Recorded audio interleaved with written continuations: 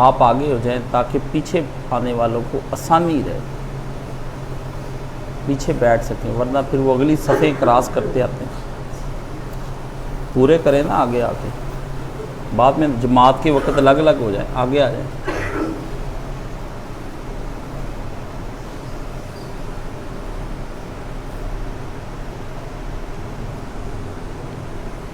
الحمدللہ والصلاة والسلام علی رسولہ الکریم وعلی آلہ واصحابہ اجمعین، اما بعد فاعوذ باللہ من الشیطان الرجیم، بسم اللہ الرحمن الرحیم، اہدنا الصراط المستقیم صراط الذین انعمت علیہم غیر المغضوب علیہم ولا الضالین آمین۔ اہدنا الصراط المستقیم۔ عزیزان گرامی، نبی کریم صلی اللہ علیہ وآلہ وسلم نے جتنے بھی اقوال ارشاد فرمائے ہیں ان کے بارے میں نبی علیہ الصلوۃ والسلام کا خود یہ فرمانا ہے کہ انا جوامع الکلم، میں محمد صلی اللہ علیہ وسلم وہ شخصیت ہوں کہ جس کو اللہ نے کچھ نعمتیں عام آدمیوں سے بڑھ کر عطا فرمائی ہیں۔ میں کوئی جملہ چھوٹا سا کہتا ہوں اور اس جملے کے اندر علم کے سمندر ہوتے ہیں اور علم کے دریا ہوتے ہیں، اور اگر کوئی آدمی اس کی تشریح کرے تو اپنے نور معرفت کو وہ بڑھا سکتا ہے اور اپنے اندر کے نور کی تکمیل کر سکتا ہے۔ اس بات کو جب بڑے بڑے علماء، صحابہ اور اس کے بعد فقہاء، انہوں نے جب یہ سنا تو انہوں نے نبی علیہ الصلوۃ والسلام کے اقوال کو جب اکٹھا کیا تو پھر وہ مختلف کتابیں ترتیب پا گئی۔ کتابیں جیسے صحیح بخاری، صحیح مسلم اور دیگر کتب جن کے اندر نبی علیہ الصلوۃ والسلام کی صحیح روایات بھی ہیں اور کچھ منسوب روایات بھی ہیں، مگر علماء نے پھر یہ نہ صرف انہیں اکٹھا کیا بلکہ انہوں نے ان کتابوں کو ان کی شروحات لکھی۔ شروحات کیا ہیں؟ ان کی ایکسپلینیشن لکھی، ان کی تشریحیں کی، مختلف تشریحات کی، اور وہ اتنی تشریحات بڑھ گئیں کہ بخاری شریف کی جو تشریحات ہیں وہ کئی سو سے آگے نکل گئیں۔ یعنی ہر دور کے عالم نے یہ چاہا کہ میں اپنے نبی کے قول کی وضاحت لوگوں کو بتاؤں کہ بات اتنی سی ہے رسول اللہ صلی اللہ علیہ وسلم کی، لیکن اس کے اندر علم کے دریا ہیں، اس کے اندر علم کے سمندر ہیں۔ علماء نے اس پہ بے شمار کتابیں جب لکھی تو نبی علیہ الصلوۃ والسلام نے جہاں بہت سے اقوال فرمائے ہیں وہاں سے کچھ لوگوں کو بھی اپنے ساتھ جوڑا ہے۔ تو ان اقوال میں سے ایک قول یہ ہے، الحسین منی و انا من الحسین۔ آج یہ اس قول کی جو تشریح ہے وہ تو بہت سے علماء نے کی ہے، وہ تو بہت سے علماء نے کی ہے، اور اس پہ جمعے بھی پڑھائے جاتے ہیں اور اس پہ مجالس بھی ہوتی ہیں، محافل بھی ہوتی ہیں، بڑا کچھ کہا جاتا ہے، مگر ایک تشریح ایک ایسے شخص نے کی، ایک ایسے شخص نے کی کہ وہ تشریح آج تک دنیا کو بھولی نہیں اور آج تک دنیا نے اس کو یاد کیا ہے۔ اتنی وہ عام فہم تشریح ہے کہ وہ تشریح کے لیے آپ کو نہ عربی سیکھنی پڑے گی، نہ گرامر پڑھنی پڑے گی، نہ کسی مدرسے میں جانا پڑے گا، نہ کسی مولوی صاحب کے پاس جانا پڑے گا، نہ کسی شیخ الحدیث کے پاس جانا پڑے گا، نہ آپ کو کسی مفسر قرآن کے پاس جانا پڑے گا، نہ کسی ادیب کے پاس جانا پڑے گا، اور نہ کسی شاعر کے پاس جانا پڑے گا۔ وہ تشریح قلم سے نہیں لکھی گئی، وہ تشریح اس آدمی نے اس تشریح کو اپنے عمل سے کیا، اور اس عمل کے اندر قلم کے ساتھ جو سیاہی استعمال ہوتی وہ نہیں ہوئی بلکہ اس کا لہو استعمال ہوا۔ اس تشریح کو کرنے والے کو حسین ابن علی کہتے ہیں، اور وہ نبی کی تشریح ہے، نبی کے قول کی تشریح نہیں ہے، نبی کی تشریح ہے، رسول کی تشریح ہے۔ ایک ہے قول رسول کی تشریح، ایک ہے فعل رسول کی تشریح، ایک ہے پیغمبر کی تشریح۔ اگر کسی آدمی نے دیکھنی ہے تو اس کو حسین ابن علی کہتے ہیں۔ حسین شرع رسول خدا صلی اللہ علیہ وآلہ وسلم ہیں۔ نبی علیہ السلام اپنی زندگی میں جب اپنی اللہ کی طرف سے نبی بنے اور نبوت کے مقام پر جس وقت وہ فائز ہوئے تو اس پر اللہ تعالیٰ نے آپ علیہ السلام کو دنیا کا پیشوا بنایا، دنیا کا عالم بنایا، دنیا کا ہادی بنایا، آپ کو رہنما بنایا، آپ کو امام بنایا کہ دنیا رسول کے پیچھے چل کر نیکی کے راستے پر چلے، اور یہ خدمت اللہ تعالیٰ نے اپنے نبی کے سپرد کر دی۔ تو اللہ نے جب اپنے نبی کو یہ امامت دی اور یہ جب نبوت دی، جب یہ رسالت دی تو اپنے فضل کی پوری تکمیل کر دی، جس کا قرآن مجید میں آتا ہے الیوم اکملت لکم دینکم واتممت علیکم نعمتی۔ یہ رسول نہیں ہے، یہ نعمت ہے۔ جب اس رسول کی تم تشریح پر آؤ گے تو یہ دین بن جائے گا، اور جب تم دین کی طرف آؤ گے تو تم فلاح پا جاؤ گے۔ تو بتایا کہ نبی کی تکمیل جو ہے وہ اس منصب کی، اس کے نتیجے میں تم کو فلاح ملنے والی ہے۔ بس اسی کو امام حسین رضی اللہ تعالیٰ عنہ نے، یا امام حسین علیہ السلام نے اس کو کیا۔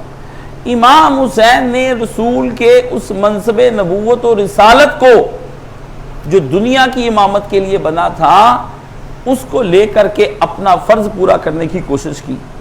انہوں نے کہا جیسے میرے نبی اپنی جگہ پر ان کو اللہ کی طرف سے اپوائنٹ کیا گیا تھا، اسی طرح مجھ کو بھی چاہیے کہ نبی جاتے وقت یہ کہہ گئے ہیں کہ میں تم لوگوں پر قیامت کے روز گواہ کے طور پر لایا جاؤں گا، اور تم لوگ دوسرے لوگوں کے اوپر گواہ کے طور پر لائے جاؤ گے کہ تم نے دین ان کو پہنچا دیا تھا یا نہیں دین پہنچایا تھا۔ ایسے میں امام حسین رضی اللہ تعالی عنہ جو ہیں، انہوں نے نبی علیہ السلام کے اس منصب کی طرف دیکھا، اور وہ جو لوگوں پر گواہ بننا تھا وہ امام حسین رضی اللہ تعالیٰ عنہ نے اس فریضے کو سر انجام دیا۔ اس لیے جو لوگ یہ کہتے ہیں کہ امام حسین کو امام نہیں کہنا چاہیے، ہم ان سے گزارش کرتے ہیں 2 رکعت کا ہی امام نہیں ہوتا، جو 20-25 ہزار پہ آپ جس کو دے کر امام بنائیں وہ تو بن جائے آپ کے حرام پیسوں سے امام، آپ کے سود کے پیسوں سے امام، آپ کے ریالوں کے پیسوں سے امام، آپ کے درہم و دیناروں سے جو امام بن جائے، اور جو اللہ کے نبی کے منصب نبوت و رسالت و امامت کو اپنی ڈیوٹی سمجھ کر سر انجام دے اور اس کو آپ امام نہ کہیں۔ امام کعبہ بھی ہے، امام ابو حنیفہ بھی ہیں، امام احمد بن حنبل بھی ہیں، امام شافعی بھی ہیں، امام اوزاعی بھی ہیں، امام سفیان ثوری بھی ہیں، امام سفیان عزینہ بھی ہیں، امام اسحاق بن راہوے بھی ہیں، اور بڑے امام غزالی بھی ہیں جو کہتا ہے غزالی کہ ذکر حسین کرنا جو ہے وہ جائز نہیں ہے۔ یہ غزالی ایسا امام ہوا ہے۔ یہ کتابیں اور فلسفے اور ان کی چیزیں پڑھنے سے یہ نہ کہیں کہ یہ لوگ بڑے بڑے لوگ اس جگہ پر آ کر بہک گئے اور پھسل گئے ہیں۔ ہاں تو یہ لوگ تو امام ہوں جو کتابیں لکھ کے اور رکھتے پڑھا کے امام بن جائیں، اور جو دین کی خاطر جان دے اور اپنا سارا کچھ قربان کر دے، اور اصلی امامت کا جو حقدار ہو امام کہلائے جانے کا، اس کو آپ امام نہ کہیں۔ یہ کوئی ہماری منطق میں نہیں آتا۔ آپ نے دنیا داری کی اور فرقوں کی اور مسالک کی جو ایک فصل بوئی ہوئی ہے، جو آپ کی دنیا ہے، اس کی منطق میں تو یہ کہیں آ سکتا ہے، کیونکہ آپ اپنے تعصب کی اینک سے اس لفظ امام کو دیکھتے ہیں اور اس لفظ علیہ السلام کو دیکھتے ہیں۔ دن رات ایک دوسرے کو السلام علیکم کہتے ہیں کہ تم پر اللہ کی سلامتی ہو، اور اگر ہم کہہ دیں کہ امام حسین کو علیہ السلام کہ ان پر اللہ کی سلامتی ہو، تو آپ کہتے ہیں یہ جائز نہیں ہے، آپ کی عربی کمزور ہے یا آپ کا عقیدہ کمزور ہے، دونوں میں سے ایک چیز تو باطل ہے جس کی وجہ سے آپ اس طرح کے فتوے شائع کرتے ہیں۔ تو عزیزو، امام حسین علیہ السلام نے اپنے اس منصب کو، اپنے اس عہدے کو پہچانا، اور اپنے اس عہدے اور منصب کو پہچاننے کے بعد انہوں نے اپنے اس فریضے کو سر انجام دینے کی کوشش کی۔ تو اس فریضے کو جب سر انجام اللہ تعالیٰ کہتے ہیں کہ جو قومیں، جو شخص بھی اپنے طور پر اس منصب امامت کو آج بھی لوگوں تک پہنچانا چاہتا ہے تو اللہ فرماتے ہیں کہ میں اس کو متنبع کر دیتا ہوں کہ یہ کوئی پھولوں کا بستر نہیں کہ جس پر چڑھ کر تم امامت کا فریضہ سر انجام دے سکتے ہو۔ آج کوئی نوجوان دین کا کام کرنا چاہتا ہے تو اس نوجوان کے لیے اس میں سبق ہے کہ وہ یہ دیکھے اس میں کہ وہ اگر دین کا کام کرنا چاہتا ہے تو دین کا کام یہ کیسا ہے۔ دو باتیں یاد رکھیں، دین کا کام دنیا کا عظیم الشان کام ہے، یعنی یہ معمولی کام نہیں ہے۔ اگر کوئی آدمی دین کا کام سر انجام دیتا ہے، کوئی کسی کی دین میں معاونت بھی کرتا ہے، دین پہنچانے میں اس کا ساتھ دے رہا ہے، تو یہ پہلی بات وہ سوچ کر اس آدمی کے ساتھ ملے، یا وہ آدمی جو دین کا کام خود کرنا چاہتا ہے وہ سوچ کر اس راہ پر قدم رکھے کہ یہ کوئی معمولی کام نہیں ہے۔ اس کام سے بڑے بڑے لوگ بھاگ گئے ہیں، ان کو استقامت نہیں ملی، بڑے بڑے لوگ اس کام کو چھوڑ کر چلے گئے ہیں، تو وہ کس کھیت کی مولی ہے؟ اور جو بھاگ جاتے ہیں اور چھوڑ جاتے ہیں اللہ کو ان کی کوئی فکر اور پرواہ نہیں، بڑے لوگ آتے ہیں اور بڑے لوگ جائیں گے، یہ اللہ ان سے وہ کام لینا نہیں چاہتا۔ عزیزو، جب کوئی کام کرنا نہیں چاہتا تو دوسرا پھر اس کو کام پہ رکھنا بھی نہیں چاہتا ہے۔ آپ جب کسی کے یہاں نوکری کرنے کے لیے جائیں اور وہاں پر آپ کر رہے نا کام، تو پھر رکھے گا کیوں آپ کو؟ تو یہ جو کہتے ہیں ہم کہ اللہ اس سے کام نہیں لینا چاہتا، اس سے مراد ہے چونکہ وہ کرنا نہیں چاہتا، اس لیے اللہ تعالیٰ زبردستی کسی کو اپنا نوکر رکھنا نہیں چاہتا۔ فرمایا کہ جو بندہ اس کام کو کرنا چاہتا ہے وہ دو باتیں اپنے ذہن میں رکھ لے، یہ کام دنیا کا افضل ترین کام ہے، اتنا بڑا کام ہے، اتنا بڑا کام ہے کہ اس کام جیسا کوئی نہیں ہے۔ اتنی کروڑوں لوگ پیدا ہوئے، اربوں لوگ اس دنیا کے اندر آئے، مگر اللہ نے رسول جو ہے 1.25 لاکھ کے سے زیادہ کم و بیش نہیں بنائے، اتنا بڑا یہ کام ہے۔ کیونکہ ہر آدمی کے بس کی بات نہیں ہے کہ وہ ایٹم بم بنا لے، یہ عبد القدیر خان مرحوم کا ہی کام تھا کہ وہ ایٹم بم بنا گیا، ورنہ لڑکے تو آپ کے بھی کیمسٹری پڑھتے ہیں، لڑکے تو آپ کے بھی فزکس پڑھتے ہیں، میتھ تو ان کو بھی آتا ہے، کیمیکل ریاکشنز کو وہ بھی سمجھتے ہیں، فزکس کی ساری میتھیالوجی اور اس کی میتھڈالوجی دونوں کو وہ سمجھتے ہیں، تو پھر ان کو ایٹم بم کیوں نہیں انہوں نے آج تک بنا لیا؟ وہ تو چھوٹا سا بم کیا، وہ چھوٹی ماچس نہیں بنا سکتے تو بم کیا بنائیں گے؟ تو کام جتنا عظیم الشان ہوتا ہے اتنا بڑے کام کے لیے اتنے بڑے بلند حوصلے اور عزائم چاہیے، ایک بات۔ اور دوسری بات یہ ہے کہ یہ کام انتہائی پرخطر خدمت ہوتا ہے۔ کیا ہوتا ہے؟ یہ اللہ کے دین کی وہ خدمت ہے جو انتہائی پرخطر ہے۔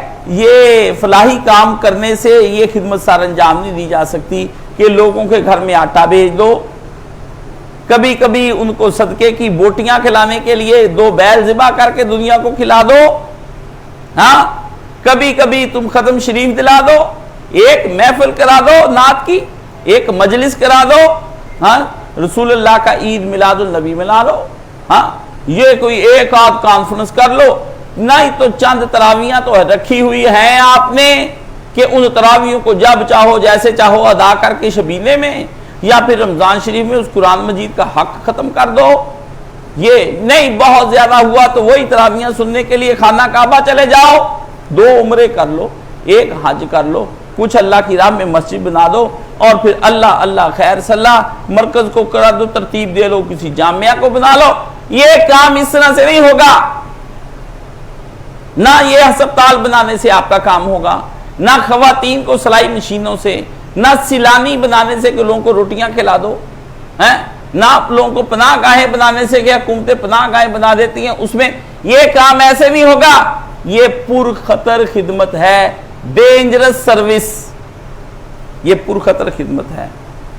یہ قدم قدم بلائیں، یہ سواد کوئے جانا، جنہیں زندگی ہو پیاری وہ یہیں سے لوٹ جائیں، وہ لوٹ جائیں۔ یہ پرخطر کام ہے، اس لیے اس پرخطر کام کے لیے جس کسی نے بھی اس کام کا بوجھ اٹھانا ہے اس پر مصائب بارش کی طرح برسیں گے، اس پر مصائب بارش کی طرح برسیں گے جو دیندار بننا چاہتا ہے اور آگے دین کو پھیلانا چاہتا ہے۔ تو جناب امیر المومنین علی ابن ابی طالب علیہ السلام اور رضی اللہ تعالیٰ عنہ کرم اللہ وجہہ کو کسی آدمی نے پوچھا، کہا یا علی میں آپ کا محب ہوں، مجھے آپ سے بہت محبت ہو گئی ہے۔ تو فرمایا پھر بس اب آزمائشوں کے لیے خود کو تیار کر لے۔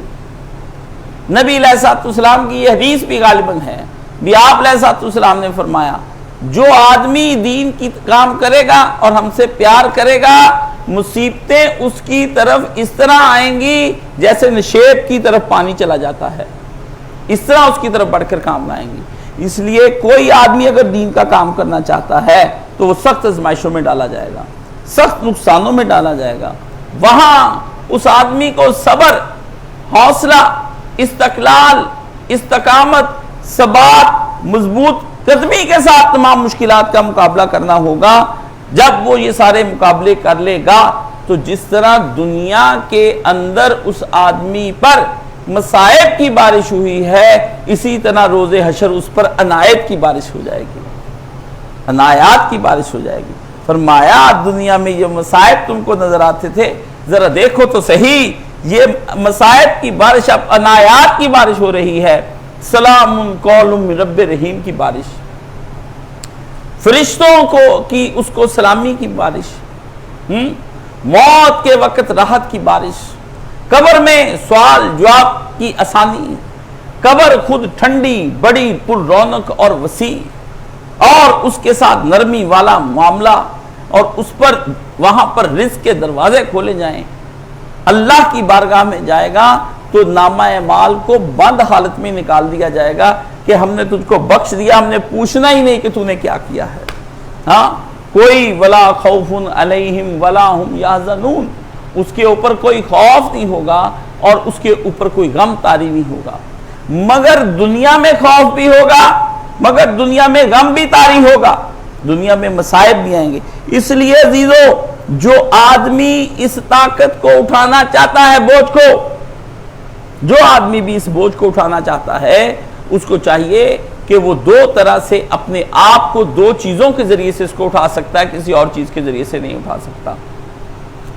اب عزیزو، اس میں ہم دیکھتے ہیں امام حسین نے اپنے آپ کو اس مقصد کے لیے اختیار کیا اور اپنے آپ کو پیش کیا، جیسا کہ میں نے پچھلی دفعہ کہا کہ جیسے اس نوجوان لڑکے نے اپنے آپ کو پیش کر دیا کہ تم مجھے اللہ کے نام پر پتھر کے تیر کے ساتھ مارو گے تو میں مر جاؤں گا۔ امام حسین نے خود کو پیش کیا، جیسے حضرت کوئی پوچھے بھی اپنے آپ کو کیوں پیش کیا، لڑکے کی نہیں مانتے تو ان سے پوچھو بھی اسماعیل علیہ السلام نے خود کو کیوں پیش کیا، وہ تو اللہ کی راہ میں قربانی تھی، یہ تو ایک شہادت تھی، یہ تو زیادہ افضل ہے پیش کرنا یہاں پر۔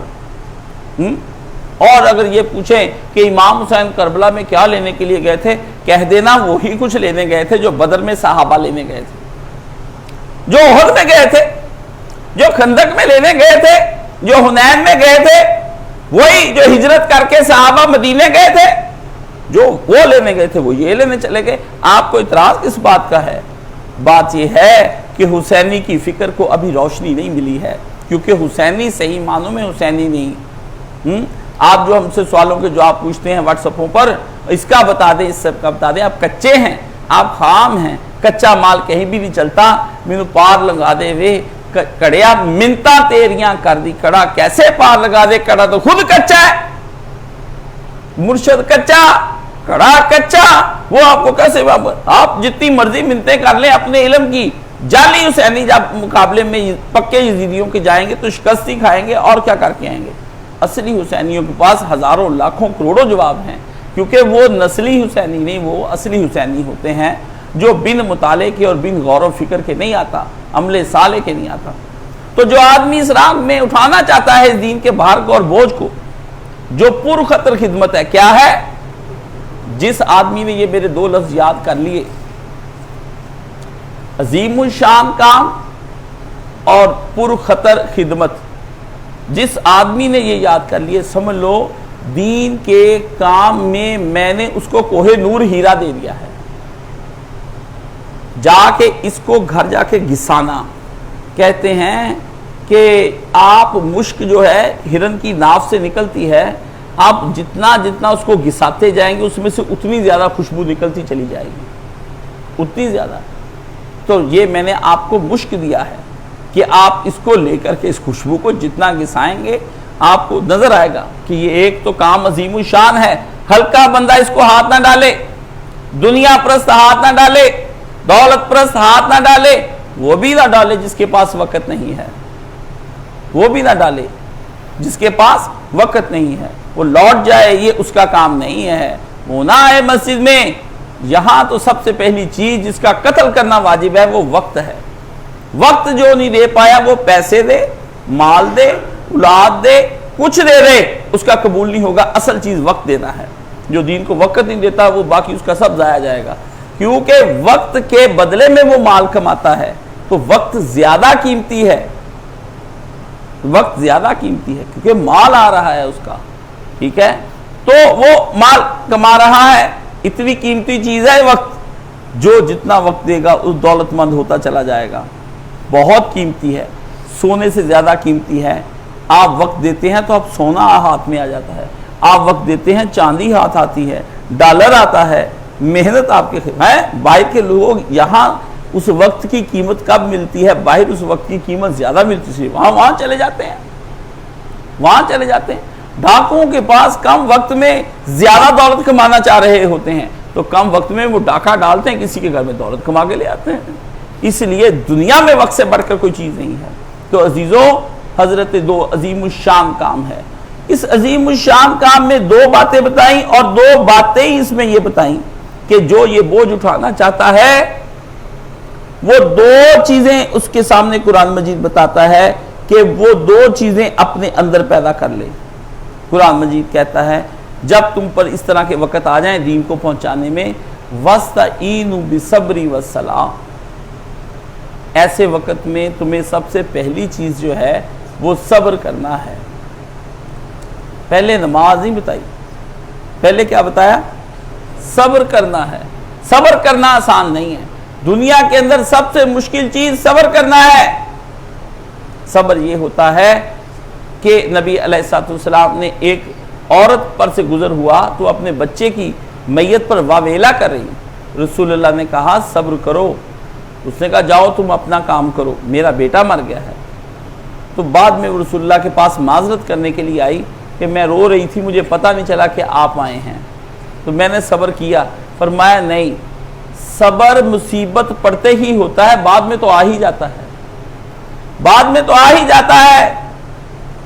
جب آپ کی ساری آج صبح ہم بحث کر رہے تھے تو بڑے قیمتی نقطے کل سے یہاں پر ہمارے 20 نوجوان آ گئے تھے، تو 8 دن سے کچھ آئے تھے، کچھ 4 دن سے، تو وہ ان کو پوچھو کہ کیسی محفلیں ہوئی ہیں، رات کیسی پر رونق گزری ہے۔ تو اس میں پر رونق رات میں کیا تھا؟ یہی باتیں ہو رہی تھی کہ صبر ایک ایسی چیز ہے کہ اللہ نے کوئی اچانک فیصلہ آپ کے لیے کیا تو اس کو چپ کر کے مان لو۔ صبر کرنے کا مطلب یہ ہے کہ یہ ایک مدت کے بعد تم کو اس کے نتائج کا پتہ چلے گا کہ وہ اللہ نے جو فیصلہ کیا تھا وہ بالکل ٹھیک کیا تھا۔ موقع پر جو تم واویلا کرو گے اس سے تم یہ بتاتے ہو کہ جس نے فیصلہ کیا اس نے غلط فیصلہ کیا۔ بے صبری کا مطلب ہوتا ہے اللہ آپ کا فیصلہ غلط ہے، اللہ آپ کا فیصلہ غلط ہے، اور اس بے صبری کے عالم میں یہ نہیں ہو سکتا ہے۔ تو صبر جو ایک ایسی چیز ہے اس کے لیے مدتیں گزارنا پڑتی ہیں۔ اس کی وجہ یہ ہے کہ اللہ نے اپنے لامحدود علم کے مطابق فیصلہ کیا، اور آپ بے صبری اپنے محدود علم کی وجہ سے کر رہے ہیں، تو لامحدود علم کے نتائج بڑی مدتوں کے بعد جا کے نکلتے ہیں۔ محدود کے نتائج تو یہی نکلتے کہ مجھے نقصان ہو گیا ہے، جبکہ لامحدود نتائج کا نتیجہ یہ علم کا نتیجہ نکلتا ہے کہ آپ کو نقصان نہیں، وہ آپ کو فائدہ ہی ہوا تھا جو آج آپ پر کھل رہا ہے۔ یہ ایک صبر ہے۔ تو فرمایا صبر کرے، ایک بات اس صفت کی پرورش کرے۔ سب کیا کرے؟ جیسے بچے کو دودھ پلایا جاتا ہے تو وہ بچہ کیا ایک دن میں بڑا ہو جاتا ہے؟ بچے کو مدتیں لگتی ہیں 20 سال کے نوجوان بننے میں، مدتیں لگتی ہیں، اور آپ پھر بھی کہتے رہتے ہیں یہ ابھی بچہ ہے، یہ ابھی بچہ ہے، اس کو پتہ نہیں ہے۔ تو صبر کی پرورش اولاد کی طرح کرنی پڑتی ہے۔ جتنا آپ اس کی صبر کی پرورش اچھی کریں گے اتنی آپ کے اولاد آپ کا اس کا پھل میٹھا ہو جائے گا۔ اور دوسری چیز جو بتائی اس کے اندر نماز کے عمل کو بتایا کہ تم کو پھر دوسری چیز یہ ہے کہ اللہ کے قریب ہونے کے لیے تم کو نماز کا تصور یہاں پر لایا گیا۔ فرمایا جو آدمی نماز نہیں پڑھتا، اکثر لوگ یہ کہتے ہیں کہ نماز کا فائدہ کیا ہے، او جی ہم نے پڑھی ہوئی ہیں نمازیں، یہ تو مولویوں کے کام ہے نمازیں، یہ تو جنہوں نے گناہ کیے ان کے کام ہے۔ یہ اللہ کے ساتھ مذاق کرتے ہیں۔ اللہ یستہزئ بہم ویمدھم فی طغیانہم یعمہون۔ اللہ کہتا ہے تم اللہ سے ٹھٹھے اور مذاق اور جگتے مارتے ہو اللہ کو، حرام خورو میں تم کو اسی حالت میں رکھوں گا یہاں تک کہ تم کفر کر کے مرو گے، اور پھر قیامت کے دن جب تم کو جہنم میں پھینکوں گا سارے مومنین تم پر ٹھٹھا کریں گے کہ اب اللہ کو مذاق کیے کا مزہ چکھو، اللہ کو مذاق کیے کا چکھو۔ قرآن میں واضح ہے کہ کافروں مومنوں تم دونوں اس جہنم میں کیوں آئے ہو، تو صاف اللہ نے کہا کہ وَلَمْ نَكُ مِنَ الْمُسْلِمِينَ مصلیین، ہم نماز نہیں پڑھا کرتے تھے، ہم نماز نہیں پڑھا کرتے تھے، مسلمان تھے اس لیے جہنم میں۔ یہ جو کہتے ہیں اجی رسول اللہ بے نمازیوں کو چھڑائیں گے، ظالموں فاسقوں فاجروں کو چھڑائیں گے جو گھروں کے اندر غفلت کی نیندیں سو رہے ہیں، ان کی شفاعت ہوگی، یہ شفاعت کا وہ تصور نہیں ہے جو قرآن و سنت نے دیا ہے، یہ آپ کا خود ساختہ من گھڑت و ان گھڑت آپ کا فرضی مفروضہ جھوٹا شفاعت کا تصور ہے جو آپ دنیا کے اندر پھیلا رہے ہیں۔ اگلی بات، نماز جب تک نہیں آپ پڑھیں گے، اور اس میں ہم نے اس دفعہ جو اہتمام کیا ہے، ہم نے یہاں پر نماز کا جو اہتمام اشراق کا بھی اس دفعہ کیا، چاشت کا بھی کیا، کل انشاءاللہ صلاۃ الخسوف، صلاۃ الکسوف، صلاۃ الاستسقاء، صلاۃ الحاجات، یہ کل آپ کو سب پڑھنی سکھائی جائیں گی، کیونکہ اب ہمارا جو گروپ ہے وہ نوجوان لڑکوں کا اتنا مضبوط ہو گیا ہے جس سے مجھے میرے دل کو تسلی آئی ہے کہ 15-20 یہ نوجوان جو ہیں یہ اب نماز پڑھیں گے، کیونکہ وہ 3 تھے اور چوتھا ان کا کتا، یہاں تک کہ وہ 8 سے 9واں ان کا کتا، اس سے بڑھ کر نہیں، 2 4 5 نوجوان استقامت دکھا جائیں اگر دین کے معاملے کے اندر، دین بہت بلندیوں پر چلا جاتا ہے، قوموں کی نصیب اور تقدیریں بدل دی جاتی ہیں، یہ دین کا کام ہے۔ تعداد کو کم دیکھ کر کبھی نہیں گھبرانا چاہیے، جب کبھی تعداد کو کم دیکھیں تو اسی وقت آپ کو چاہیے صحابہ کہف کو یاد کر لیں۔ تو حضرت حسین رضی اللہ تعالیٰ عنہ نے اس وقت 2 کام کیے، ایک صبر اور ایک نماز۔ قرآن مجید کہتا ہے کہ جب مومنوں پر کوئی مصیبت آتی ہے، اور مومن جب کسی مصیبت کے وقت میں گھیرے میں آ جاتے ہیں تو اللہ فرماتے ہیں مومن جو ہماری راہ میں آتے ہیں وَلَنَبْلُوَنَّكُمْ بِشَيْءٍ مِّنَ الْخَوْفِ وَالْجُوعِ وَنَقْصٍ مِّنَ الْأَمْوَالِ وَالْأَنفُسِ وَالثَّمَرَاتِ وَبَشِّرِ الصَّابِرِينَ۔ جو آدمی کہتا ہے میں منصب امامت پر جانا چاہتا ہوں اور اللہ سے بڑے انعام لینا چاہتا ہوں، وہ سن لے اور سوچ لے، یا وہ نوجوانوں کا طبقہ یا لڑکوں کا کوئی جتھا گروہ جو کہتے دین کا کام کرنا ہے، اللہ کے نبی کی دین کو زندہ کرنا ہے، تو فرمایا وہ یہ بات اپنے دلوں میں بٹھا لیں کہ ہم ان پر پہلے خوف مسلط کر کے بھی اس کو چیک کریں گے، اس کو اس کی جان کا خوف پڑ جائے گا کہ ہمیں کوئی حکومتیں پیس نہ ڈالیں، ہمیں معاشرہ برادری کے سامنے بات کرنے سے ڈر لگتا ہے وہ ہمارے خلاف ہو جائیں گے، ماں باپ کے سامنے بات کرنے سے ڈر لگتا ہے وہ خلاف ہو جائیں گے، تو فرمایا پہلی چیز ہم ان کے اوپر خوف مسلط کر دیں گے، بات نہیں ہو سکے گی، اور دوسری وَالْجُوعِ، ان کی نوکریاں چھوٹ جائیں گی اور کام ان کے سارے تباہ ہو جائیں گے، ہیرے پاسا اکو رہنا یا کھیڑے یا رانجا، یا شوہر کے ساتھ رہے گی ہیر یا اپنے یار کے ساتھ رہے گی، دو طرف نہیں انسان چل سکتا، فرمایا یا کام کر لو یا خدا کا دین کا کام کر لو، دونوں میں سے ایک کر لو، جو ترجیح دے سکتے ہو دے لو، باقی بات کی باتیں ہیں، بہانے نہ بناؤ، قرآن مجید بہانہ نہیں چھوڑتا، آپ تو ہمارے پاس لے آتے ہیں نا روایت، وہ فلاں مولوی کہتا ہے کہ جی وہ جی صحابہ نے یہ کیا، قرآن کیا کہہ رہا ہے، قرآن کیا کہہ رہا ہے، قرآن آپ کو سمجھ نہیں آ رہا، کافر قرآن اکیلا قرآن پڑھتے ہیں، انگریز ترجمہ اکیلا پڑھتے ہیں، وہ مسلمان ہو جاتے ہیں، آپ ترجمے پڑھتے ہیں، مولویوں کی تشریحیں پڑھتے ہیں، کتابیں پڑھتے ہیں، آپ دن بدن کافر ہوتے جا رہے ہیں۔ وہ کیلا قرآن پڑھ کے مسلمان ہوتے جا رہے ہیں، آپ اسی کو پڑھ پڑھ کے گمراہ ہوتے جا رہے ہیں۔ سبحان اللہ!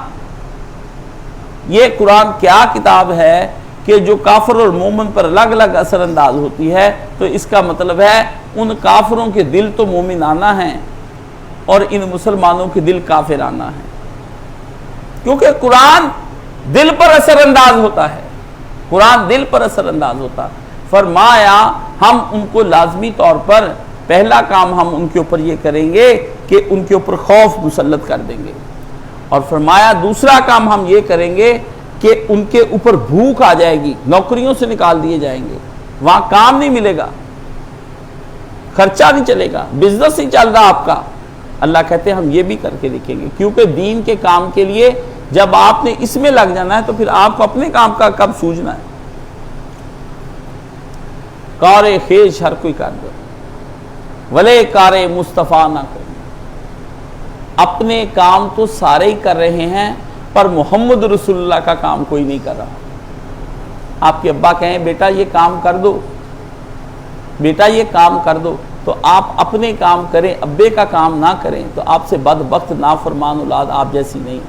رسول اللہ کے دین کا کام پڑا ہوا ہے، نبی کہہ رہے ہیں دین کا کام کر دو، دین کو عام کر دو، دین کو لے جاؤ، قرآن و سنت کی دعوت لے کر اٹھو اور پوری دنیا پر چھا جاؤ۔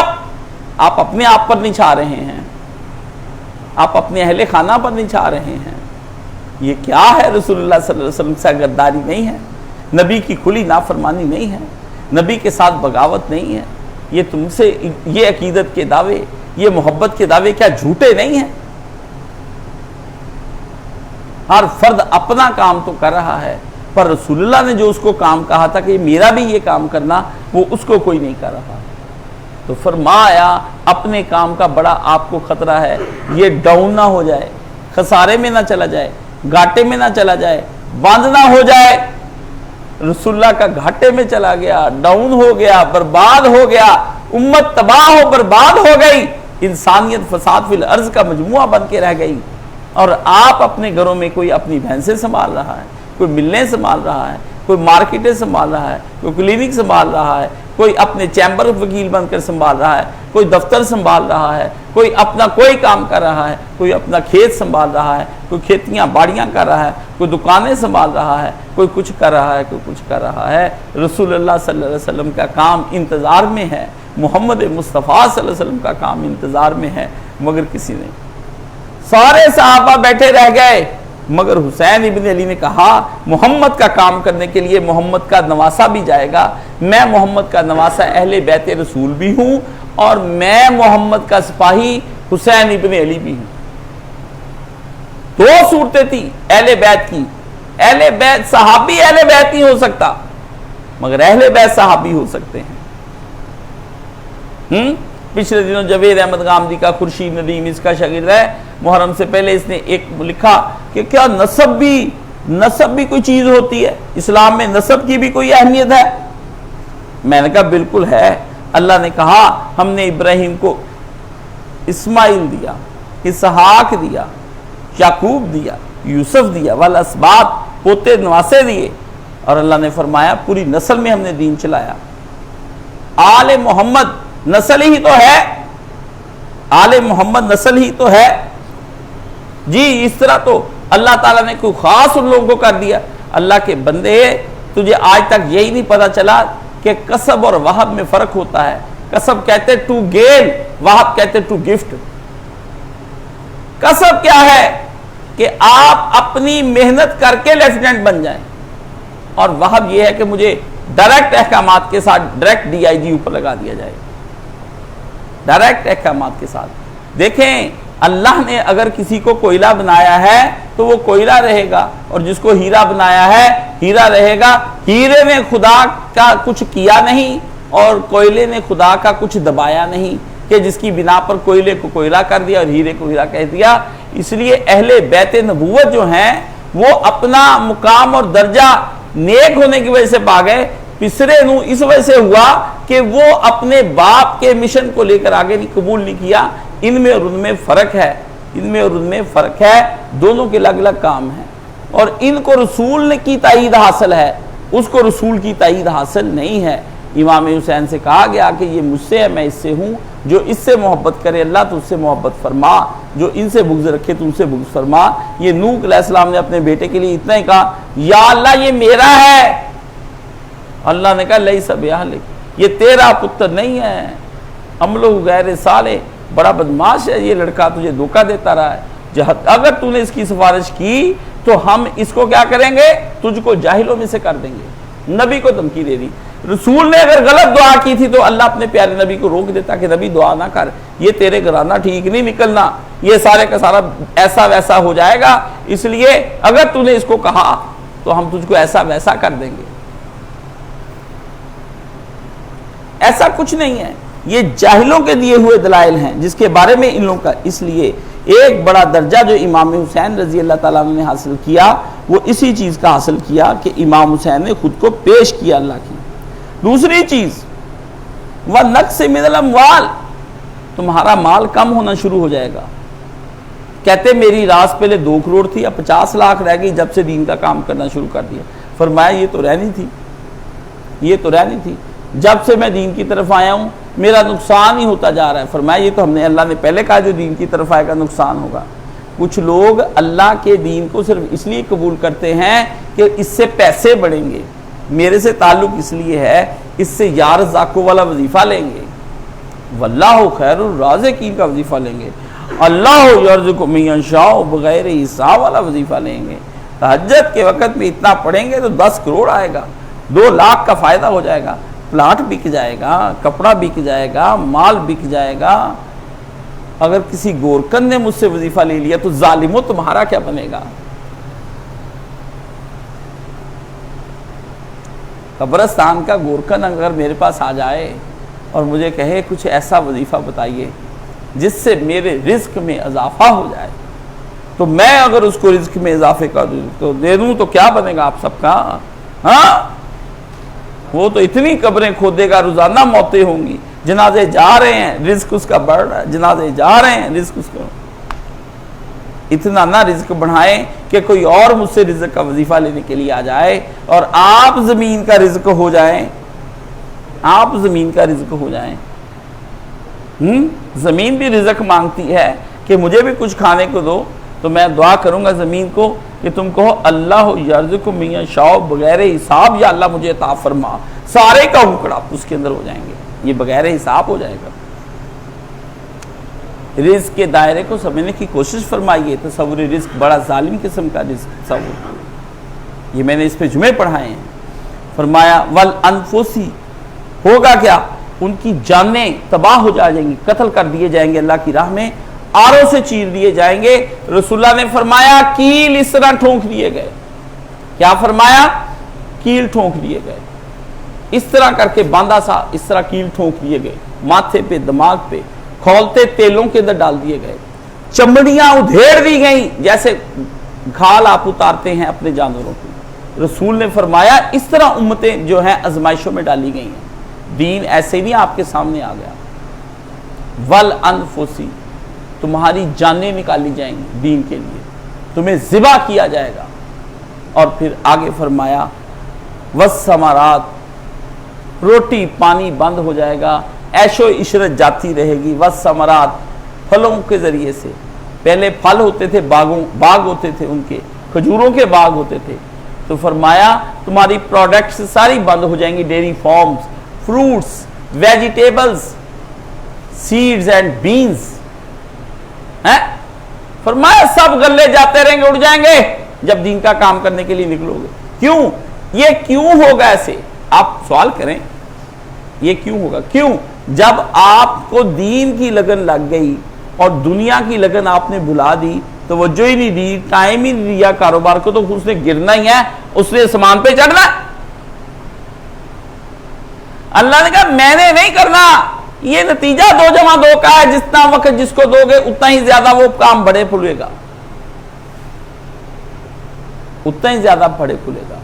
لیکن فرمایا سن لیں وبشر الصابرین، جو لوگ ان امتحانوں کو کامیاب ہو گئے دینے میں، ان کو میری طرف سے اے نبی سنا دیں کہ ہم ان کو جنت کی خوشخبریاں دے رہے ہیں جو اس نقصانوں پر صبر کر جائیں گے۔ تو فرمایا موت کا تصور، یہ انفسی موت کا تصور جو ہے یہ انسان کے ذہن پر ایک ہمت شکن اثر ڈالتا ہے۔ یہ ایک جملہ تم کو کیا؟ ہمت شکن، بندے کے حوصلوں کو توڑ کے رکھ دیتا ہے موت کا تصور۔ آخری وقت میں لوگ کہتے ہیں مجھے بچا لو، دعائی لے دو مجھے، میں مر گیا۔ یہ ہسپتال جو ہیں یہ کیوں بنے ہیں؟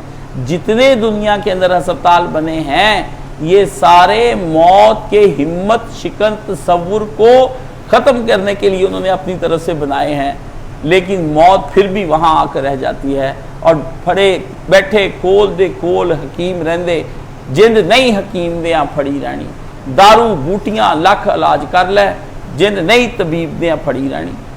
حبیب طبیب ڈاکٹر پاس بیٹھے دعائیاں پڑھی ہیں، آپریشن ہو رہا ہے، مائیکل جیکسن مر رہا ہے، جھٹکا لگے گا بندہ مر جائے گا، دارو بوٹیاں لکھ علاج کر لے، گھوٹ گھوٹ کشتے پیتے ہیں، بڈھے کہتے جوان ہو جاؤں، جوان کہتے اور نوجوان ہو جاؤں، سب رگڑے جا رہے موت کے شکنجے میں۔ یہ 3 تصور ہیں، ان 3 تصوروں پر امام حسین نے خود کو پیش کیا، اور کربلا وہ جگہ ہے جہاں پر امام حسین پر خوف بھی مسلط ہوا ہے، بھوک مسلط ہوئی، پیاس مسلط ہوئی، مال آپ کا سارے کا سارا ختم ہو گیا، پیچھے سے آپ کی ساری جائیدادیں تباہ ہو گئی مشن کے لیے، آپ خود کوفہ آ گئے، مدینہ سب کچھ چھوڑ آئے، جائیدادیں آپ کے مربع جائیدادیں زمینیں اور باغ تھے وہ سارے آپ کے جاتے رہے، والانفس سے آپ کی اپنی جان اور آپ کے ساتھیوں کی جان بھی شکنجے میں آ گئی، والثمرات عیشیں تو ویسے ہی ختم ہو کے رہ گئی۔ تو امام حسین نے پھر اس دفعہ یہی نبی علیہ الصلوۃ والسلام پر وقت آیا تھا، رسول اللہ صلی اللہ علیہ وسلم کے اوپر بھی اللہ نے کیا بتایا؟ لإیلاف قریش ایلافہم رحلۃ الشتاء من صیف فلیعبدوا رب ھذا البیت الذی اطعمہم من جوع وآمنہم من خوف۔ یہی اللہ تھا جس نے تم کو بھوک میں روٹی کھلائی، یہی اللہ تھا جس نے تم کو خوف میں امن عطا فرمایا۔ رسول اللہ صلی اللہ علیہ وسلم کے اوپر جنگوں کے اندر جتنی دیر نبی کی زندگی رہی، یہ 5 چیزیں نبی کے اوپر آتی رہی ہیں۔ کبھی نبی علیہ الصلوۃ والسلام کا تو مال سارا آپ نے تجارت کرتے تھے، بیسٹ ٹریڈر تھے، لیکن جب آپ نبی بن گئے تو اس کے بعد پھر آپ کی ٹریڈنگ ساری ختم ہو گئی، حضرت خدیجہ کے مال سے سب اسلام پر لگا دیا۔ اور اس کے بعد نبی علیہ الصلوۃ والسلام کے لشکر کے بارے میں آتا ہے وَقُلُوبُ الْحَنَاجِرَ، آپ جائیں سورہ احزاب نکالیں، اللہ فرماتے ہیں جنگ خندق میں تمہارے کلیجے یہاں تک آ گئے تھے، حال برا ہو گیا جانوں کا، ہاں جی، اپنے پاس پیسہ کوئی نہ رہ گیا، غزوہ بدر میں کوئی چیز پاس نہیں تھی، 5 چیزیں نبی پر آئیں، 5 چیزیں امام حسین پر آئیں۔ امام حسین نے اپنے نانے کی شرح تھی، وہ نانے کی تشریح تھی، اب رسول کی تشریح تھی، رسول کو جو درجہ امامت دیا گیا تھا اس کی تشریح تھی امام حسین۔ آپ نے پھر شرح کی وہاں پر اپنے عمل کے ذریعے سے، بتا کے نہیں کی، تقریر نہیں میری طرح کی، ایک بیٹا بھیجا، دوسرا بیٹا بھیجا، کئی دن کی بھوک اور پیاس کو برداشت کیا، آپ نے سوال نہیں کیا ان سے پانی کا، انہوں نے اگر پانی بند کر دیا تو امام حسین نے مانگا بھی نہیں۔ کچھ کہتے ہیں آپ کے خیمے میں پانی تھا تو چلو پانی پلا کر مار دیا یا پانی کے بغیر مار دیا، مار تو تم نے دیا نبی کا نواسا، نبی کا نواسا، اصل بات تو نبی کے نواسے کی شہادت ہے۔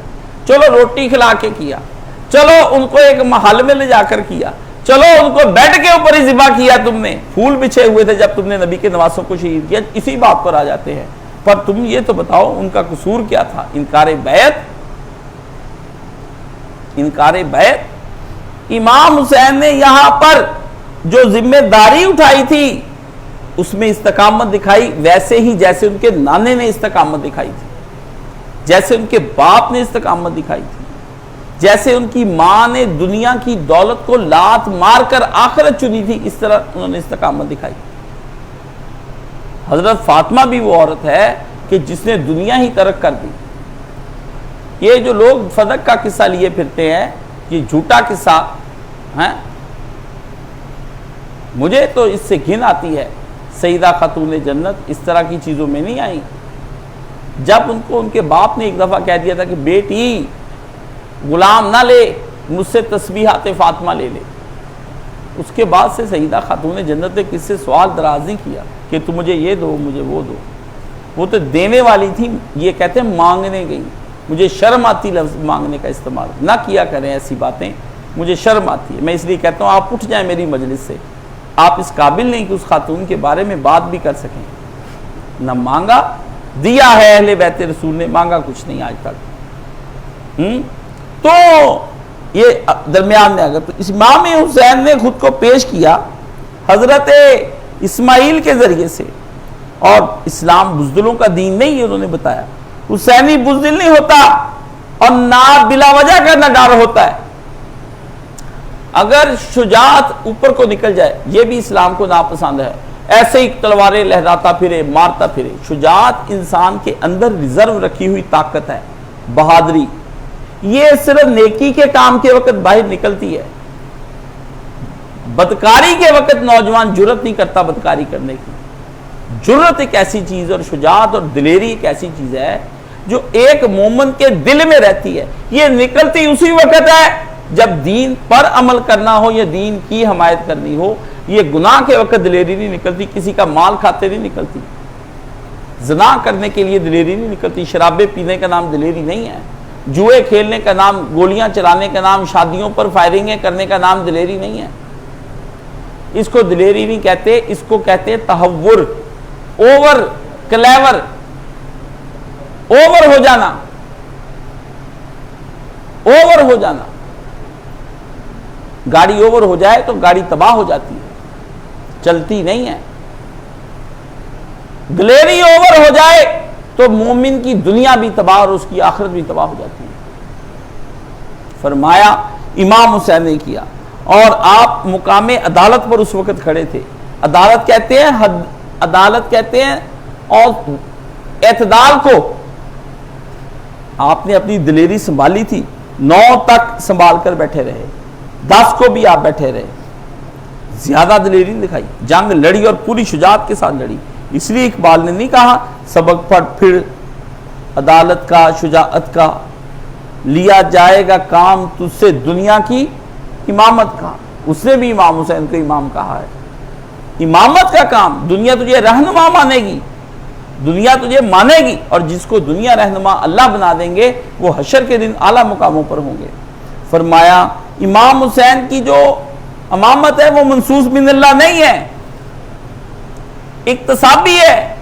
شیعہ کیا مسئلہ چلتا ہے کہ اللہ نے امام بنایا، اگر اکتسابی جو ہے یہ زیادہ محنت سے حاصل کرنی پڑتی ہے۔ امام حسین نے اس کو گین کیا ہے اپنی طاقت پر، اپنے علم پر، اپنی شجاعت پر۔ امام حسین نے اپنے آپ کو منوایا کہ میں امام ہوں، منوایا ہے۔ جب کوئی میجر جاتا ہے کسی جگہ پر تو وہ اپنے آپ کو منواتا ہے۔ یہ اکتساب کرنا یہ ایک بہت بڑا درجہ ہے۔ تو سید نے اپنی، سید اہل شباب الجنہ نے اپنی امامت کو، اگر وہ سید کہلاتے ہیں نا، جنت کے سردار کہلاتے ہیں، تو انہوں نے اپنے اعمال سے محنت کی ہے۔ اکتساب کمال کے درجہ ہے۔ اکتساب کیا ہے؟ کمال ہے۔ کمال اس میں نہیں کہ میں آپ کو پیسے دے دوں، کمال اس میں ہے کہ آپ اپنی محنت سے کما کر اپنے آپ کو کچھ بنا لیں۔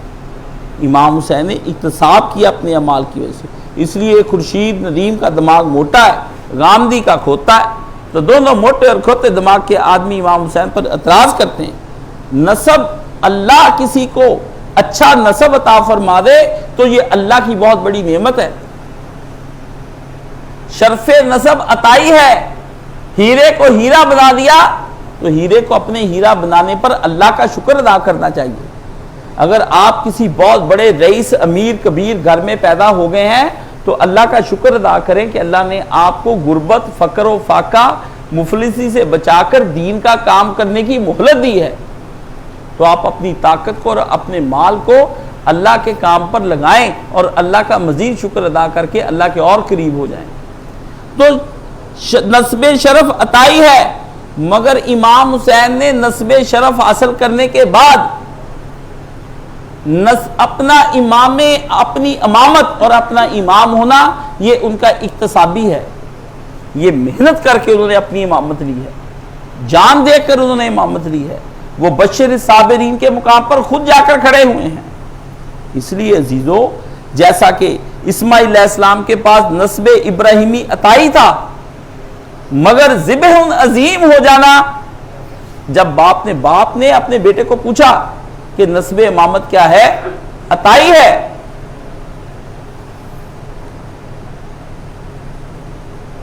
اگر آپ کو ہمارا جمعہ مناسب نہیں نکلتا تو آپ باہر جا کے بیٹھ جائیں، ہم جمعے میں کسی کو بولنے نہیں دیتے،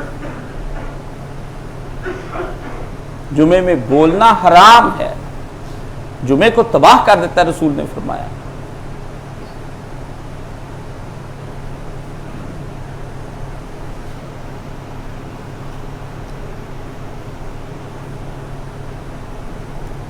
تو میں گفتگو میں یہ کہہ رہا تھا کہ اسماعیل علیہ السلام حضرت ابراہیم علیہ السلام کے بیٹے ہیں، اللہ نے یہ شرف ان کو عزت عطا فرمائی کہ تم ابراہیم علیہ السلام کے بیٹے ہو، مگر بیٹے نے جب یہ کہا کہ ابا جی آپ مجھے ذبح کر سکتے ہیں،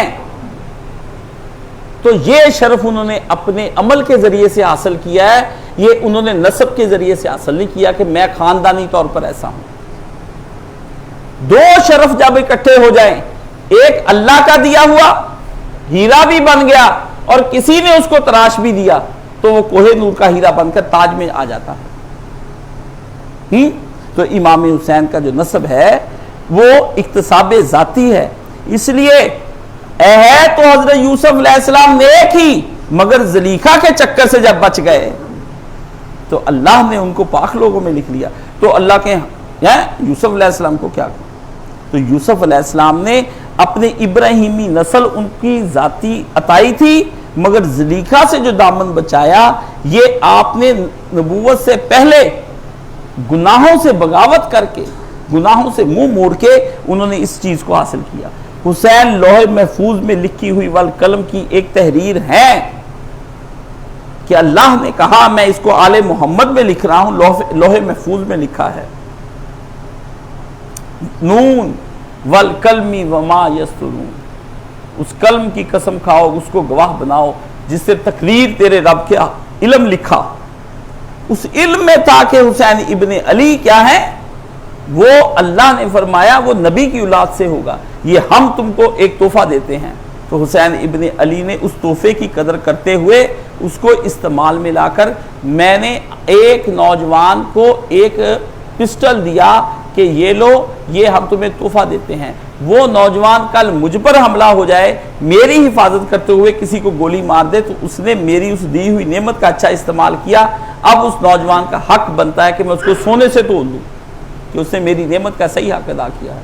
اگر اللہ نے آپ کو صحیح دماغ عطا فرمایا ہے تو آپ اس کو دین پر لگائیں، اگر آپ چلاک، ہوشیار، تیز ترار ہیں تو اپنی ذہانت اپنے نبی کے قدموں میں رکھ دیں کہ میں اس سے بدکاری کا کام نہیں لے رہا پیارے نبی، میں تو اس کے آپ کے دین کی خدمت کر رہا ہوں، سمجھ گئے؟ تو یہ بات آپ نے سمجھنی ہے کہ اگر امام حسین رضی اللہ تعالیٰ عنہ نے اپنی نانا کی طرح، ان کے رسول کی قول اپنے نانا کی طرح وہی کام سار انجام دیے جو ان کے نانا نے کن وقتوں پر خوف، بھوک، مال کے نقصان، اپنی جان کو نقصان اور ثمرات کے نقصان پر انہوں نے جو دیے، یہاں پر آ کر پھر آخری وقت میں امام حسین نے جو لفظ کہے ہیں جو آپ نے پڑھے اور بار بار آپ نے اس کو دہرایا ہے، وہ قرآن کی وہ آیت ہے انا للہ و انا الیہ راجعون۔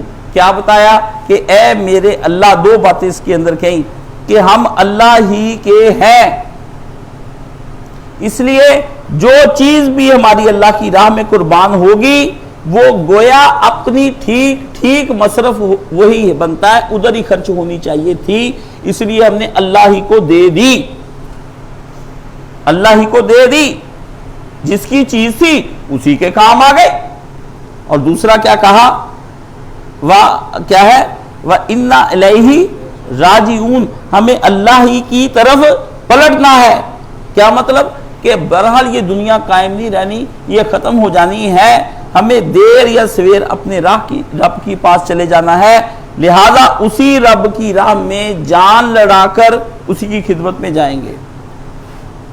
یہ بات اس سے لاکھ درجہ بہتر ہے کہ ہم اپنے نفس کی پرورش میں لگے رہیں، دنیا بنانے کی پرورش میں لگے رہیں، اور اسی حالت میں ہمیں موت آ جائے اور وہ آپ پر یا بیماری کی شکل میں آ جائے یا حادثے کی شکل میں آ جائے، برکیف تو آپ نے مرنا ہی ہے، گردے فیل ہو کے بھی آپ نے مرنا ہے، ہارٹ اٹیک سے بھی جناب علی مر جائیں گے، ہے جی، کسی گاڑی کے نیچے آ کر مر جائیں گے، اور نہیں تو کسی کی شادی پر بنگڑے ڈالتے ہوئے شراب پی کر اس سے مر جائیں گے، گولیوں کی کسی کی زد میں آ کر مر جائیں گے، نہیں تو بیٹھے بیٹھے اپنے گھر میں مر جائیں گے۔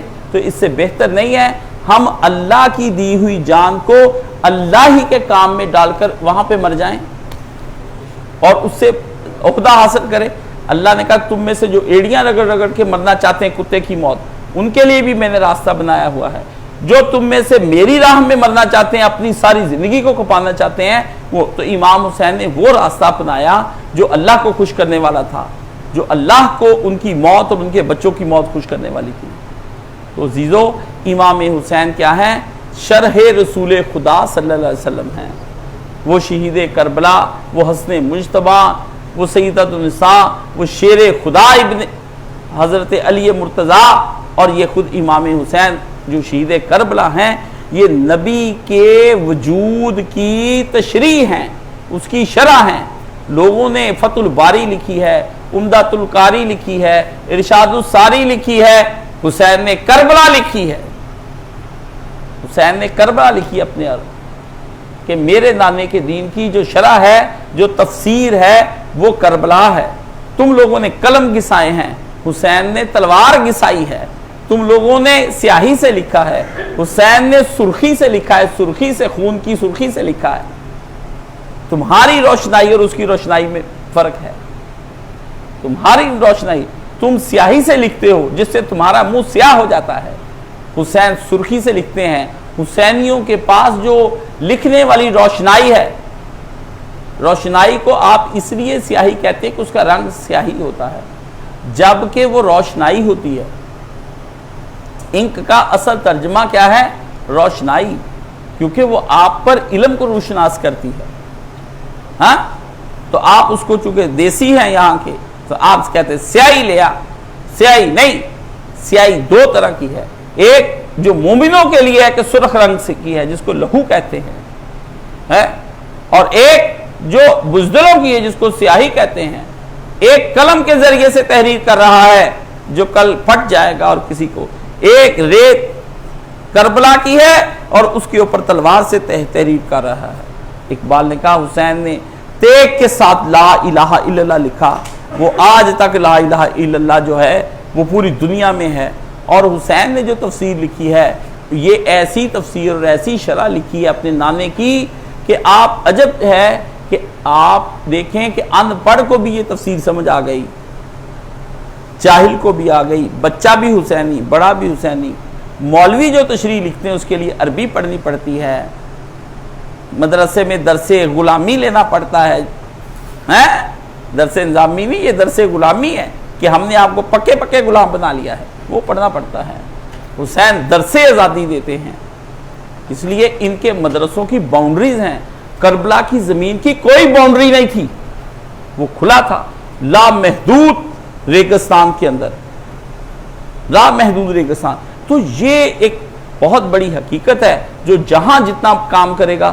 ایک آدمی دیواروں کو پھاڑ کر کھلے عام دیواریں ہی نہیں کام کر رہا ہے تو اس کا کام بھی لامحدود۔ ایک کمروں اور حجروں میں بند ہو کر کام کر رہا ہے، اس کا بھی کام بند۔ اس لیے آج میرا خیال ہے کہ آپ کو الحسین منی و انا من الحسین کی ایک اور شرح سمجھ آ گئی ہوگی۔ اللہ سے دعا کریں اللہ مزید اتنی شرح مجھے سمجھائے، میں آپ کی نظر کروں۔ وآخر دعوانا ان الحمدللہ رب العالمین۔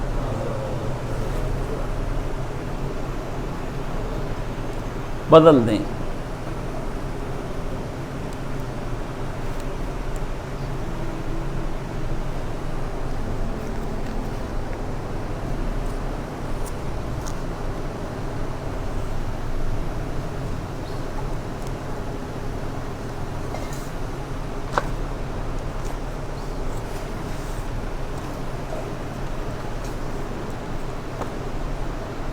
اللہ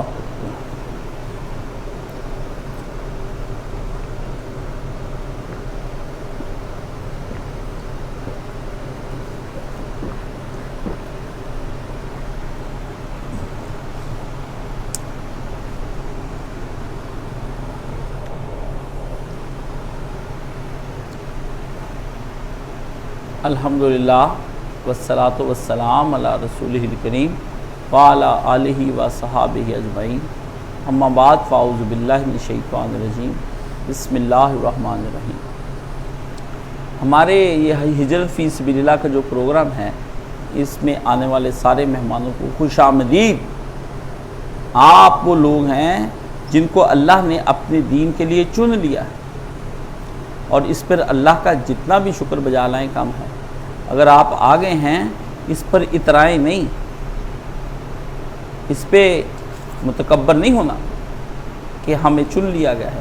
اس میں عاجزی بنتی ہے کہ آپ کو اللہ نے نوکری پہ رکھ لیا ہے، آپ کو اپوائنٹمنٹ لیٹر بھیجے ہیں، کال لیٹرز آگے اللہ کی طرف سے، آئیے ہماری ویکینسیز خالی پڑی ہیں، اگر آپ چاہیں تو ان پہ بیٹھ جائیں، اگر آپ چھوڑ کر جانا چاہتے چلے جائیں۔ تو جو لوگ یہاں آئے ہیں، یہ حشر کے دن ان اجروں کو جب پائیں گے تو یہ اس وقت مجھے ڈھونڈتے پھریں گے کہ تم نے ہمیں 3 دن کی بجائے 20 دن کا اعتکاف کیوں نہیں کرایا۔ اس میں رسول اللہ صلی اللہ علیہ وآلہ وسلم کی طرح عشاء کی نماز کے بعد ہم سو جاتے ہیں، بوقت تہجد 1:30 بجے رات کو ہم اٹھتے ہیں، وطر ادا کرتے ہیں، باجماعت سکھائے جاتے ہیں آپ کو کہ نبی نے وطر کیسے پڑھے ہیں، فجر پڑھائی جاتی ہے، کھانا کیسے رسول اللہ صلی اللہ علیہ وسلم نے کھایا، جانوروں کی طرح شادیوں پر جو کھانا کھاتے ہیں اس طرح نہیں، ایک کھانے پر کس طرح نبی نے اکتفا کیا، ایک مد میں پانی، یہ ایک چلو میں نبی نے پورا وضو کیا ہے، آپ 2-2 لیٹر پانی چلا کر وضو کرتے ہیں، وہ سکھایا جاتا ہے۔ جس امت کو اپنے نبی کی ابتدائی چیزوں کا علم نہیں، وہ بڑے جہاد کیا کرے گی اور بڑے کام جا کر کیا کرے گی۔ یہاں پر بیٹھ کے آپ کو دعائیں پڑھائی جاتی ہیں، سکھائی جاتی ہیں، یہاں پر پھر آپ کو وضو کے طریقے، غسل کے طریقے، پاکی پلیتی کے طریقے، وہ سارے سمجھائے جاتے ہیں۔ زندگی میں آپ دنیا میں لینے کے آئے ہیں، کیا آپ اپنے ماں باپ کی جنسی فعل کا نتیجہ ہیں یا اللہ کے حکم کی وجہ سے آپ پیدا ہوئے ہیں؟ آپ کے ذہن میں یہی تصور ہے کہ آپ کے ماں باپ نے کوئی فعل سار انجام دیا جس سے آپ پیدا ہوئے ہیں، جبکہ ایسا نہیں ہے۔ کتنے لوگ وہی فعل سار انجام دیتے ہیں لیکن بے اولاد رہتے ہیں۔ یہ جو آپ پیدا کیے گئے ہیں اور آپ کو کن کا حکم لگا کر اللہ نے پیدا کر لیا ہے، یہ کوئی کام لینا چاہتا ہے اللہ تعالیٰ آپ سے، لیکن آپ کو کسی نے یہ آج تک واضح نہیں کیا کہ اللہ آپ سے کیا کام لینا چاہتا ہے۔ تو یہاں پر آپ کو مقصد حیات اور مقصد زندگی کا شعور بخشتے ہیں ہم۔ یہاں پر بیٹھیں، دین سیکھیں، وقت ضائع نہ کریں۔ 3 دن بہت کم ہیں، بہت کم ہے، یہ تو 3, 4, 30 سال بھی لگے کم ہے۔ 23 سال میں صحابہ پر قرآن اترا ہے لگاتار، تو آپ کبھی کبھی 3 دن کے لیے آتے ہیں، وقت ضائع نہ کریں۔ آج جن لوگوں نے سورہ کہف نہیں پڑھی وہ سورہ کہف پڑھیں۔ جمعے کے روز نبی نے، آج صبح میں نے ساتھیوں کو سورہ کہف پڑھائی ہے، اشراق پڑھی گئی، چاشت پڑھی گئی، ہاں جی، اب انشاءاللہ اور مزید ہم یہاں ترقی۔ تو عزیزو، جو آپ یہاں آئے ہو، اس جگہ کو آباد کر رہے ہو، یہاں پر آنا آپ کا مبارک۔ کوشش کریں کہ وقت ضائع نہ ہو باتوں کے اندر۔ باتیں آپ گھر جا کے بھی کریں گے اور کرتے رہتے ہیں۔ خانہ خدا باتیں کرنے کے لیے نہیں بنا، یہ اللہ سے باتیں کرنے کے لیے بنا ہے، آپس میں باتیں کرنے کے لیے نہیں بنا۔ آپس میں باتیں کرنے کے لیے بیت الخلاء ہے، وہاں جا کر آپ باتیں کریں۔ باہر کا گند خانہ ہے، قہوہ ہے، وہاں چائے خانہ بنا ہوا ہے، وہاں جائیں، ہوٹلوں میں جائیں، وہاں پر باتیں کریں، رنڈیاں اور گندے ماحول ہیں، ٹاک شاک بنی ہوئی ہے آپ کا 5 روپے والا پیکج ہے جس میں کتے کی طرح بھونکنا شروع کرو اور ساری رات بھونکو۔ اگر ہم ایک آدھ تسبیح آپ سے کہے پڑھ لو، کہتے میں پڑھ کر قرآن تھک گیا ہوں۔ گناہ کی باتیں کرتے آپ تھکتے نہیں، اور اللہ سے باتیں کرتے آپ تنگ پڑ جاتے ہیں۔ یہاں ہم آپ کو دعا سکھاتے ہیں کہ دعا کیسے مانگنی ہے اللہ سے۔ میں وظیفے نہیں سکھاتا یہاں پہ یہ اتنی بار پڑھ لو تو اللہ قید ہو جائے گا۔ میں آپ کو یہاں وہ عاجزی سکھاتا ہوں، جب آپ بارگاہ الہی کی طرف صرف نگاہ اٹھائیں تو آسمان سے عنایات کی بارش ہونی شروع ہو جائے آپ کے اوپر۔ آپ کو مولوی پیر سے وظیفہ نہ لینا پڑے، آپ کو میں خود مرغی بنانی سکھا دیتا ہوں۔ روز مجھ سے انڈا نہ مانگنے کے لیے آئیں کہ انڈا دے دے ایک عدد، یہ روز روز نہیں، 1-2 دن تو ہمسایہ انڈا دے گا، اگلے دن کہے گا بھائی جان اپنی مرغی لے لو، اپنی مرغی لے لو، ہم کون آپ کو روزانہ انڈا دیں، اپنی مرغی بنائیں۔ عزیزو یہ ہے آپ کے لیے یہاں پر کام، اس لیے جو آئے ہیں ان کو بڑا خوش آمدید۔ کل کا بھی درس یہیں پر ہوگا، ادھر تو نہیں ہوگا، اگلا جمعہ انشاءاللہ ہم اپنے شہر والے مرکز میں ادا کریں گے۔ تو یہاں پر یہ جمعہ ہے تو اتوار کے روز ہم ظہر پڑھ کے یہاں سے رخصت ہو جائیں گے، ٹھیک ہے؟ تو سارے لوگ اپنا عبد المنان کو یہ ضرور بتا دیں کہ اتوار کے روز کتنے لوگ 9 بجے جائیں گے اور کتنے 12 بجے جائیں گے، تاکہ ہمیں اہتمام میں آسانی رہے، ٹھیک ہے؟ یہاں کھانا کھائیں، چیزیں کھائیں، ان کو ضائع نہ کریں، ٹھیک ہے؟ واش روم میں پانی ضائع نہ فضول کریں، جگہ جگہ بیٹھے نہیں، زیادہ سے زیادہ آپس میں تعلقات نہ ہی باتیں نہ کریں، یہاں سوئیں یا عبادت کریں۔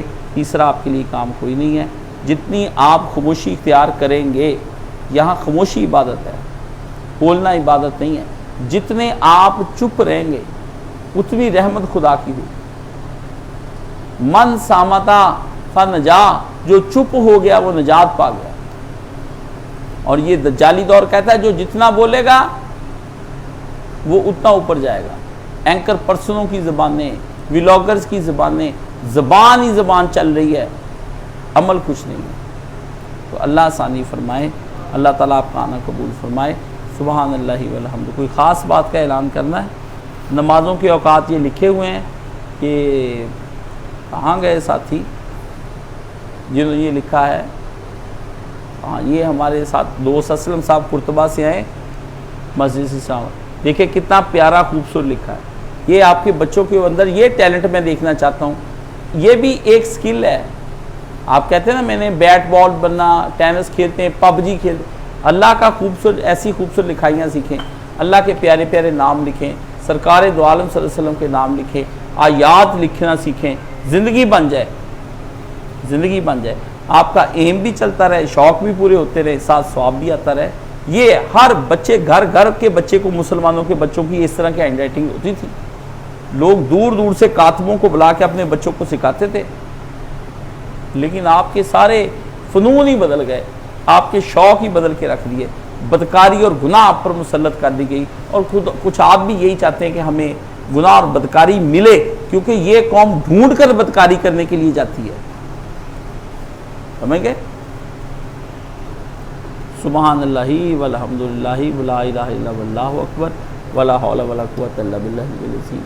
اللہم صلی علی محمد وعلی آل محمد کما صلیت علی ابراہیم وعلی آل ابراہیم انک حمید مجید۔ اللہم بارک علی محمد وعلی آل محمد کما بارکت علی ابراہیم وعلی آل ابراہیم انک حمید مجید۔ اللہم اشف کل مریض، اللہم رد کل غریب، اللہم اقض دین کل مدین، اللہم اصلح کل فاسد من امور المسلمین، اللہم اغفر للمؤمنین والمؤمنات والمسلمین والمسلمات الاحیاء منہم والاموات، اللہم انصر الاسلام والمسلمین واخذل الکفرۃ والمشرکین، اللہم انصر من نصر دین محمد صلی اللہ علیہ وسلم واخذل من خذل دین محمد صلی اللہ علیہ وسلم۔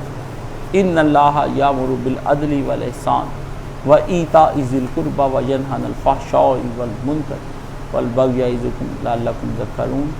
نماز کے بعد یہاں پہ کھانا ہے، جن ساتھیوں کے پاس یہاں پر اپنے برتن ہیں وہ برتن جو ہیں وہ نکال کے لائن میں لگ کے چلے جائیں، کھانا جلدی ہی کھا کے فوری طور پر واپس یہاں پر آ جائیں، ٹھیک ہے؟ تو انشاءاللہ العزیز تعلیم کا سلسلہ ساتھ ہی شروع ہو جائے گا۔ ہم اثر پڑھ کے تعلیمات بہت زیادہ ہیں، کام زیادہ کرنے والا ہے، اس لیے جلدی آ جائیں، ٹھیک ہے نا؟ یہاں نہیں، باہر بیٹھ کے اپنا کھانا کھائیں اور چیزیں نیچے نہ کھانے والی گرے، اپنا اپنا برتن لے کے ٹائملی، وہ ادھر باورچی خانے کے پاس آنا ہے نا سامنے، ادھر ہی سارے چلے جائیں، اٹھ جائیں، اپنی صفیں سیدھی فرما لیں۔